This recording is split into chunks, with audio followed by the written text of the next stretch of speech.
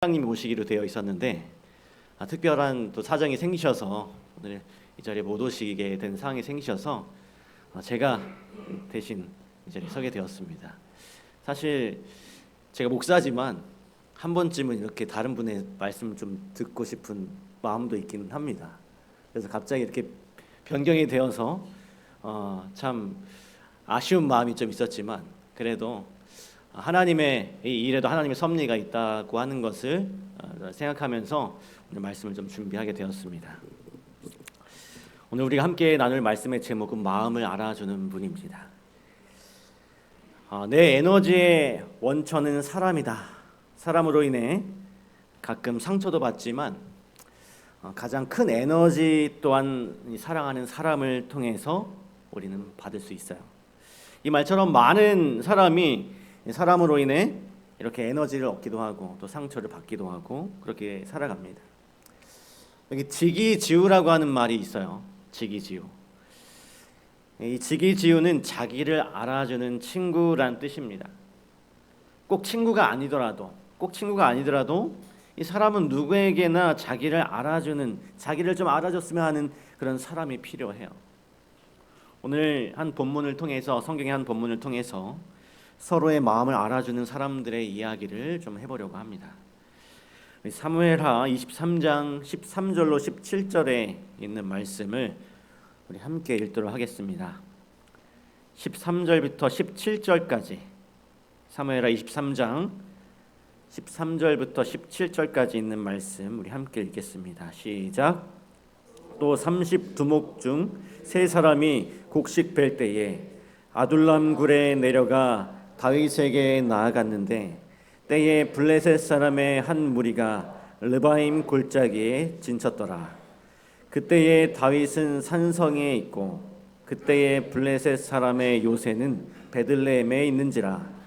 다윗이 소원하여 이르되 베들레헴 성문 곁 우물물을 누가 내게 마시게 할까 하매 세 용사가 블레셋 사람의 진영을 돌파하고 지나가서 베들레헴 성문 곁 우물물을 길어 가지고 다윗에게로 왔으나 다윗이 마시기를 기뻐하지 아니하고 그 물을 여호와께 부어드리며 이르되 여호와여 내가 나를 위하여 결단코 이런 일을 하지 아니하리이다. 이는 목숨을 걸고 갔던 사람들의 피가 아니니까 하고 마시기를 즐겨하지 아니하니라. 세 용사가 이런 일을 행하였더라. 사무엘하 23장은요 다윗의 그 부하 장수들에 관해서 기록하고 있습니다. 여기에 다윗이 왕이 되기 전에 사울의 그 죽음으로 위협하는 그 위협을 피해 다닐 때의 한 스토리가 포함이 되어 있어요. 이 다윗과 부하들이 지금 어디에 있습니까? 이 아둘람이라고 하는 굴 속에 숨어 있습니다. 이 다윗의 밑에는 30명의 아주 뛰어난 장수들이 있었어요. 그들은 3명씩 한 조를 이루고 있었습니다. 세 용사가 이 다윗을 만났을 때 다윗이 그냥 지나가는 말로, 그냥 혼잣말 지나가는 말로 이렇게 말을 했어요. 베들레헴 성문 곁에 있는 우물물을 좀 마시고 싶다. 누가 내게 그 물을 마시게 할까? 하고 그냥 중얼중얼하면서 혼잣말을 한 것이었어요. 다윗은 이전에 다윗이 어떤 일을 하고 있었습니까? 다윗의 직업이 뭐였어요? 양을 치는 목동이었습니다. 그래서 이 다윗은 이 들에서 양을 치면서 목동 일을 하고 있었는데 그가 이제 사울을 피해서 힘들게 지내던 그때에 문득 자기가 목동 생활하던 그 시절이 생각이 난 겁니다. 그때 정말 양을 돌보다가 시원하게 마셨던 그 물이 생각났던 거예요. 그런데 그 당시에 베들레헴은 이 블레셋 군대가 진을 치고 있었어요. 이 다윗이 베들레헴에서 양을 쳤었거든요. 근데 그때가 마침 추수 때였고 이스라엘 사람들이 추수를 하면 이제 블레셋 군대가 진을 치고 있다가 그것을 약탈해 가곤 했습니다. 그런데 그런 상황 중에 그 세 용사가 세 명의 그 용사가 다윗이 원하던 그 물을 길어오기 위해서 그 블레셋 군대를 뚫고 베들레헴으로 갔던 것이었어요. 그들이 이 블레셋 군대와 몇 번이나 마주쳤는지 성경에 기록되어 있지는 않습니다.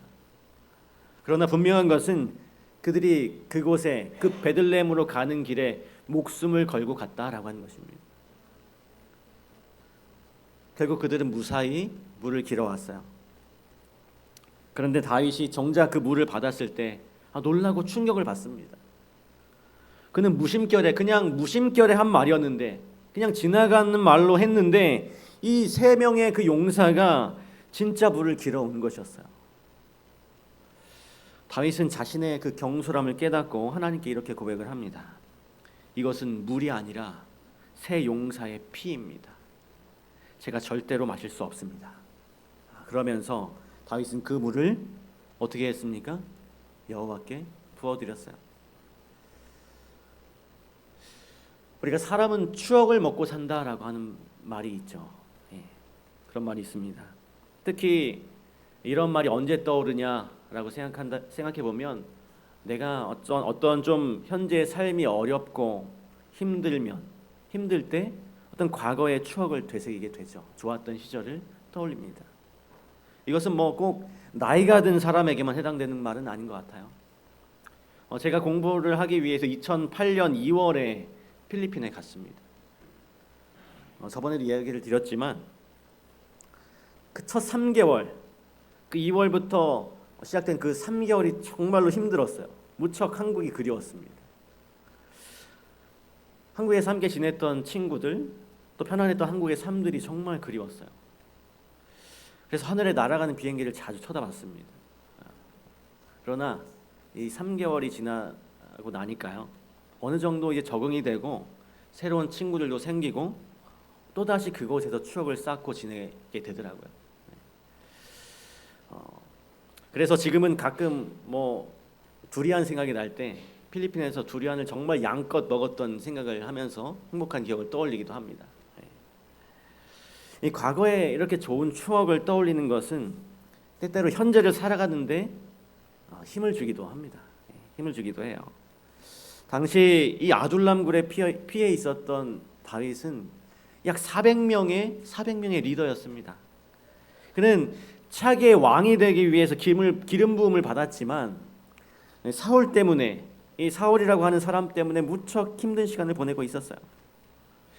뒤돌아보면 다윗은 지금보다 이 베들레헴 들에서 양을 치던 그때가 더 좋았다는 생각이 들곤 했습니다. 물론 이 목동 생활을 하면서도, 양을 치면서도 맹수와 싸울 때도 있었고 또 양을 치는 일이 그렇게 쉽지는 않았지만 그의 마음은 행복했습니다. 힘든 일을 하다가 쉬는 시간이면 다윗이 이 하프를 연주하곤 했어요. 또한 열심히 일한 후에 그 마시던 그 시원한 그 우물물은 잊을 수가 없었던 것입니다. 그래서 자신도 모르게 그 물을 마시고 싶다고 이렇게 지나가는 말로 이렇게 말을 했던 것입니다. 다윗의 그 소원을 이 세 명의 용사가 그냥 흘려듣지 않았어요. 그래서 그 일을 추진하는데 세 용사의 의견이 처음부터 일치했는지는 알 수 없습니다. 서로의 의견이 대립했을 수도 있어요. 우리가 대장을 위해 우물물을 길어오자라고 어느 한 사람이 이야기했을 때 미쳤어? 고작 물 떠오자고 우리 목숨을 걸어? 이렇게 얘기했을 수도 있어요. 그러나 결국은 이 세 용사가 뜻을 모으고 함께 출발을 했어요. 그들이 이 블레셋 군인들과 싸움을 했는지는 뭐 나오지 않아요, 성경에. 그러나 그들이 엄청 위험했다는 것, 죽을 수도 있었다는 것은 분명합니다. 마침내 그들은 결국은 그 물을 길어 왔어요. 그 물을 보았을 때 다윗이 그 물을 보았을 때 이 마음이 어땠을까요? 당황했을 거예요. 다윗이 그냥 지나가는 말로 했을 뿐인데 정말 이 용사들이 갔다 올 줄 몰랐기 때문에 그들에게 미안한 마음이 들었을 수도 있습니다. 그들이 죽을 수도 있었기 때문에 감격하고 감동했을 거예요. 자신의 그 마음을 알아주었기 때문에. 이 자신의 마음을 알아준 세 용사에게 다윗 역시 그들의 수고와 마음을 알아줍니다. 그 물을 피라고 표현하면서 마시지 않고 하나님께 부어드려요. 다윗과 세 용사는 얼마나 힘든지, 얼마나 애를 썼는지 서로의 마음들을 알아주었습니다. 사실 다윗이 당시에 마실 물이 없었던 것이 아니었어요. 다윗이 정말로 그리웠던 것은 그 베들레헴 들에서 마음껏 누리던 그 자유였습니다. 사울에게 쫓기던 처지에서는 다윗은 그런 자유를 누리지 못했어요. 그러한 때 이 다윗의 마음을 헤아려서 자신의 목숨을 걸고 그 물을 길어온 용사들을 보면서 다윗이 얼마나 감동했겠습니까? 사람은 자신의 마음을 알아줄 때 힘이 납니다. 공감해줄 때 힘이 나요. 특히 고생하고 있을 때, 내가 힘들어하고 있을 때 그 마음을 알아주면 더 힘이 납니다. 한 초등학교 저학년의 한 아들이 아버지에게 상장을 만들어 주었어요. 상장에 뭐라고 썼냐면, 이 어른은 1년 동안 아파도 참고 회사에 가서 우리를 먹여 살렸다. 이렇게 써서 그 아들이 아빠에게 이 상장을 주었습니다. 삐뚤삐뚤한 글씨로 아들이 이런 상장을 만들어 주었을 때 그 아빠의 마음이 어땠을까요? 아버지가 지고 있는, 가장으로서 지고 있는 그 무거운 그 짐을 이 어린 아들이 조금이나마 알고 있다는 생각에 분명히 힘이 났을 것입니다. 그런데 사람이 살다 보면 언제나 다른 사람의 마음을 헤아리거나 또 헤아림을 받고 사는 것은 아니죠. 오히려 그럴 때보다는 그렇지 못할 때가 더 많이 있습니다. 다윗 주변에 언제나 이런 용사들만 있었던 것은 아니었어요. 사울같이 그를 힘들게 하는 사람들도 아주 많았어요. 그런데 여러분, 성경에 이 다윗과 세 용사의 이야기가 왜 기록되었을까요? 그냥 다윗이 지나가는 말로 이야기를 하고 그 지나가는 말을 듣고 그 용사들이 그냥 가서 물을 길어온 그 이야기일 뿐인데 왜 성경에 이 이야기가 기록이 되어 있을까요?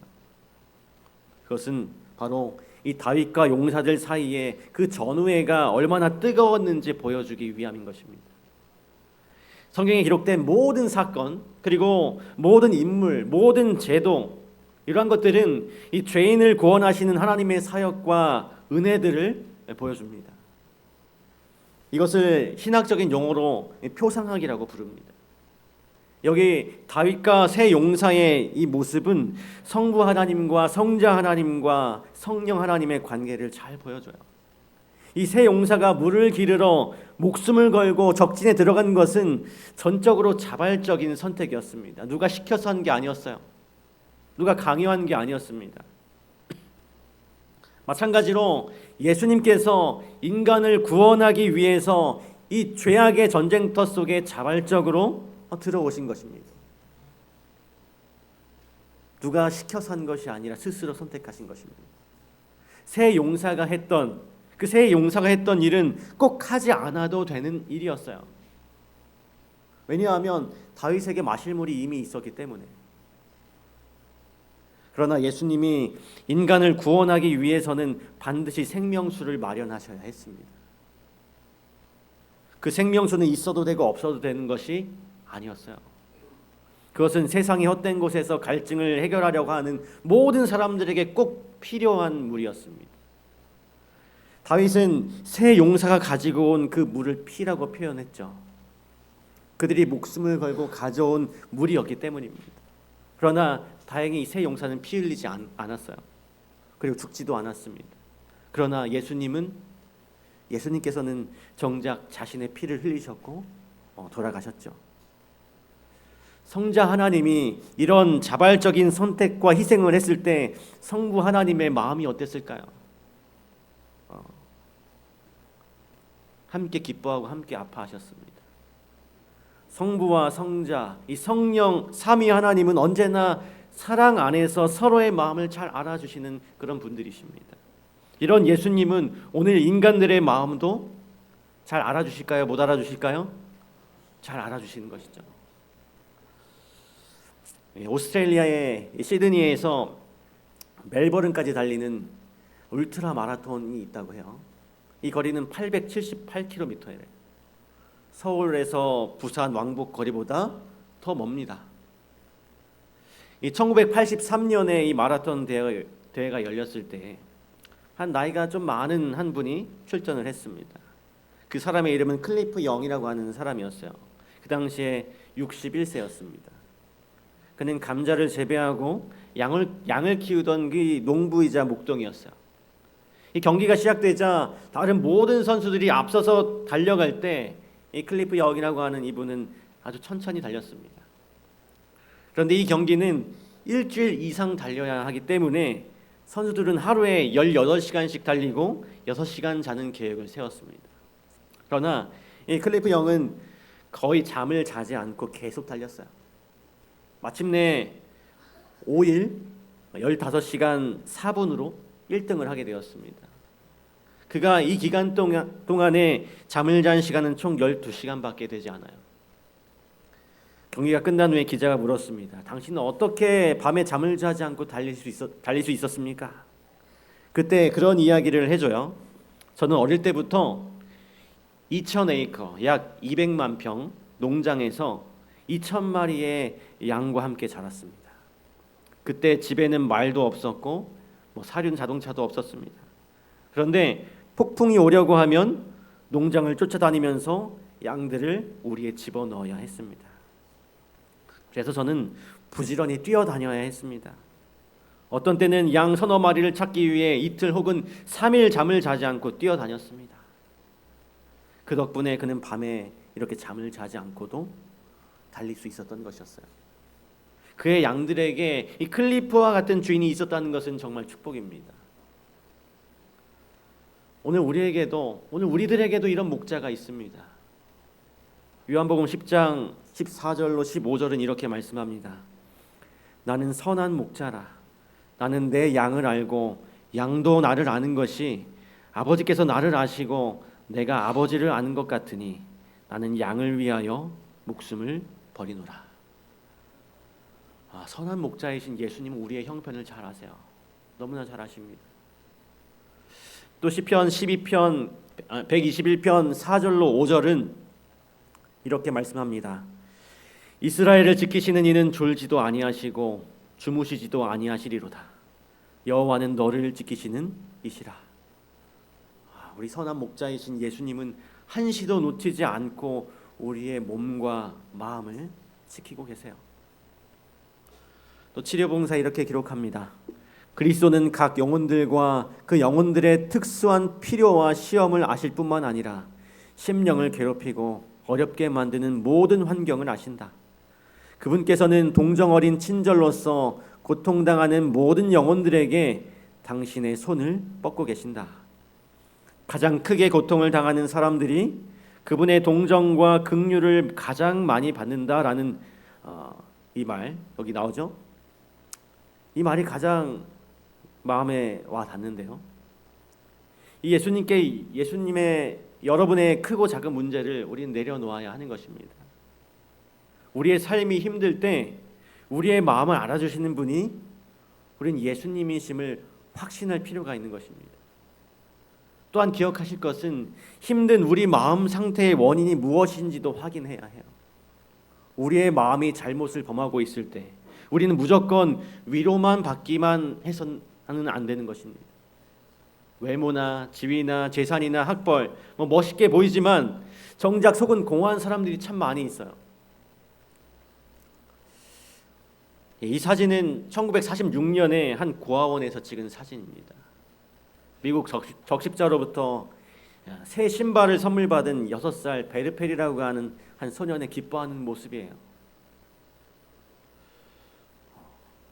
아이들이 새 신발을 받고 기뻐하는 일들이 있죠. 저희 하민이도 전에 새 신발을 사줬더니 그 신발을 잘 때 머리맡에 이렇게 두고 잤던 기억이 있습니다. 그러나 그 기뻐하는 것은 좀 잠시인 것 같아요. 요즘은 너무나 풍족한 시대가 되었기 때문에. 그러나 이 풍족해진 만큼 행복이 비례해서 늘어나지는 않은 것 같습니다. 오히려 행복이 좀 줄어드는 것 같아요. 그래서 현재 우리 마음의 주인이 누구인지 우리는 확인을 해야 합니다. 우리 마음을 예수님이 지배하지 않으면 우리는 다른 영의 지배를 받게 돼요. 예. 그때는 아주 작은 것에 감사하지 않게 되고 세상의 좋은 것들로 가득 채워도 자꾸 허전해지게 되는 것입니다. 22살에 군에서 이제 전역을 하고 처음 본 여자에게 정말 첫눈에 반해서 23살에 결혼한 한 남자가 있었습니다. 마냥 행복할 것 같았던 결혼 생활이 참 만만치 않았어요. 일찍 결혼한 탓에 경제력이 없어서 부모님 집에 얹혀 살면서 이 아내와 시부모님 사이에 갈등도 있었습니다. 어려움을 털어놓는 아내의 어려움을 무시했어요. 이 남편이. 시간이 지나면서 이 아내를 도와주기보다는 친구들과 어울려서 흥청망청 살았습니다. 이 남편은 일찍 짊어진 그 젊은 나이에 짊어진 가장이란 짐의 무게로 힘이 들었고 아내는 아내대로 육아의 짐과 또 시댁과의 갈등 또 남편의 무심함에 힘들어했습니다. 그런 가운데 이 부부는 이제 부모님의 집을 나와서 분가를 했는데 이 남편은 술을 마시면 아내에게 폭언과 폭력을 휘둘렀습니다. 하루는 날을 잡고 부부가 이 대화를 시도해 보았지만 또 다시 그 대화가 싸움이 돼버리고 말았어요. 서로 자신들만 위로받으려고 할 뿐 상대방의 고통을 알아주지 않았습니다. 신경 쓰지 않았어요.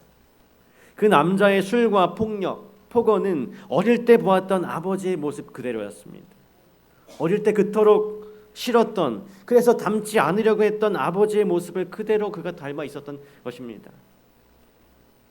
결국 이 부부는 갈라지게 되었습니다.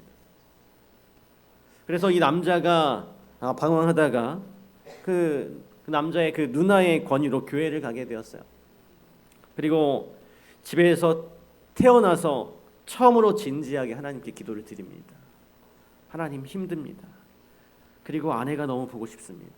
아내의 마음을 돌이켜 주십시오. 그렇게 기도를 하는데 지난날 자신이 잘못 살아온 그 잘못들, 자신이 잘못한 그 죄들이 보이기 시작했습니다. 그래서 얼마나 울었는지 몰라요, 이 사람이. 아내의 마음을 돌이켜 달라는 기도를 했는데 하나님은 그에게 자신의 죄를 보여주셨던 것입니다. 그런데 그 다음 날 이제 아내와 헤어진 지 2달 만에 처음으로 아내가 딸에게 전화를 했습니다. 그 길로 이 아내를 찾아가 잘못을 고백하고 용서를 구했어요. 아내는 남편의 말을 신뢰할 수 없었습니다. 그러나 두 자식 때문에 집으로 다시 돌아오게 돼요. 그리고 함께 지내면서 함께 교회를 나가게 되고 또 이 아내도 하나님을 찾게 됩니다. 아내 역시 기도를 하는데 지난날에 자신의 잘못들이 보이기 시작하는 것입니다. 하나님은 상대방 배우자가 자신이 얼마나 힘든지 알아주기를 바랐던 그들에게 자신들의 죄를 다 보여주셨던 것이었어요. 그리고 부부 사이는 아름답게 다시 회복되게 되었습니다. 그 남편이 이렇게 힘줘 말했어요. 행복한 가정을 위해서는 남자가 죽어야 합니다. 그 남편의 고백은 꼭 가정뿐만 아니라 우리의 삶의 모든 부분에 적용이 되는 것 같습니다. 예수님은 지금도 우리를 위로하십니다. 예수님은 지금도 우리 아픈 마음을 알아주세요. 그뿐 아니라 우리가 하나님 앞으로 나아갈 때 우리의 마음 상태를 알려주십니다. 내 마음이 어떤지, 우리의 마음의 잘못을 깨닫게 해주세요. 그리고 우리를 회개하도록 이끄십니다. 그렇게 함으로 우리의 잘못된 삶을 다시금 회복시켜 주시는 것이죠. 사랑하는 성도 여러분, 다윗에게 이 새 용사처럼 여러분의 마음을 헤아려 주는 사람이 없을지라도, 나의 마음을 좀 알아주는 사람이 없을지라도 여러분 걱정하지 마시기 바랍니다. 예수님께서는 우리의 아픈 마음을 알아주시는 우리의 참된 친구이십니다. 그분 앞에 나아가서 여러분의 크고 작은 그런 짐들을 다 내려놓게 되시기를 간절히 바랍니다. 그때 하나님은 우리에게 더 큰 축복, 우리의 마음을 위로하실 뿐만 아니라 우리의 잘못을 보여주시고 우리를 변화의 길로 이끌어 주실 것입니다. 이런 좋으신 예수님이 오늘 우리의 옆에 계세요. 여러분의 옆에 있습니다. 여러분을 그리고 만나고 싶어 하십니다. 오늘 이 안식일에 조용히 예수님과 시간을 가져보시면서 예수님께 여러분의 마음을 털어놓는 그런 축복의 안식일이 되시길 간절히 바라면서 오늘 말씀을 마치도록 하겠습니다.